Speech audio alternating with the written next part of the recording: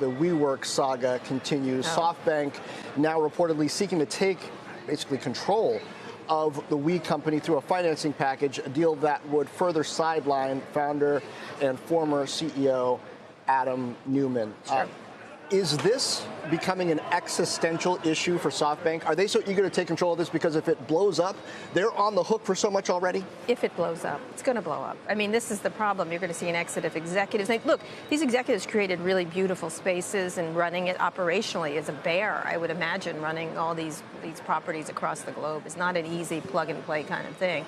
And so they've got experienced executives who've done a very nice job at the product. It's just economically not viable. I think that's the question. And so I think you're going to see a much smaller entity, and there's lots of interesting competitors here.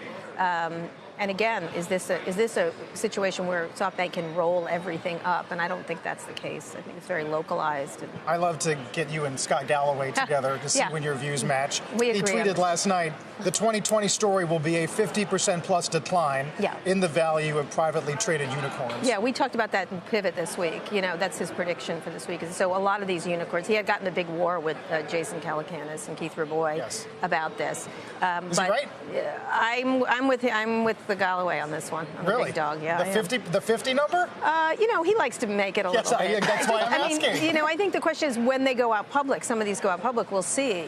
We've got I think Palantir's going public, Airbnb, and a number of others. And the question is, how well will they do? But I think, again, and as we've both been saying, math is critically important right now. Investors, especially with all the global especially now with Syria, nobody's going to want to be like high flying right now, and I think that's the mentality right now. And the question is, can SoftBank take this over when they've got so many other things they're doing? They have no operational experience.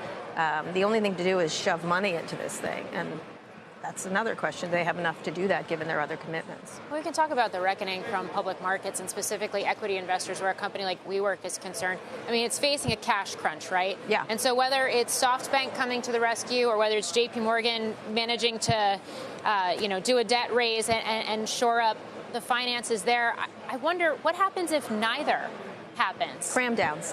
There's always someone. There's always someone with money. I mean, would you lend them money? I don't know. I wouldn't, but would you? It's always on what terms, right? Yeah, right. On what terms? And so, sure, there's always money, but it could be very onerous for the owners now, and everyone gets crammed down. I think that's the term. I'm not a technical person, but you know what I'm saying. It's just going to be someone will show up with money, and then it'll be terms, and then, and then the question is who gets. Is the rest of the ecosystem at risk if SoftBank really has to take one in the shin, on the chin, whatever body part that really hurts to take one on? Not necessarily. I mean, I think it's commitments to some of these. I've always thought they've over-capitalized a lot of these companies, and a lot of people in Silicon Valley share my view, is that these companies don't need this much capitalization. It's just that this giant came in with all this money, and so if you didn't take it, you didn't take it. I never thought. Most people don't think it's a good idea.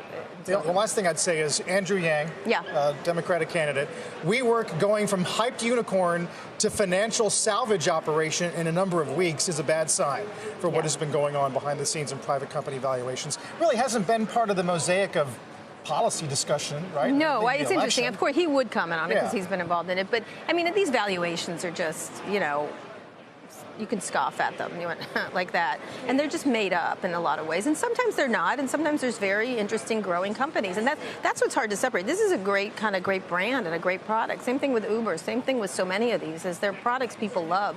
And so the question is, where's the valuation? And who gets left holding the bag when the valuation's too high? And in this case, thank goodness, not retail investors. Reminds me of the memory market. People chase these booms, oversupply, overvaluation, and then there's a reckoning. And here we are.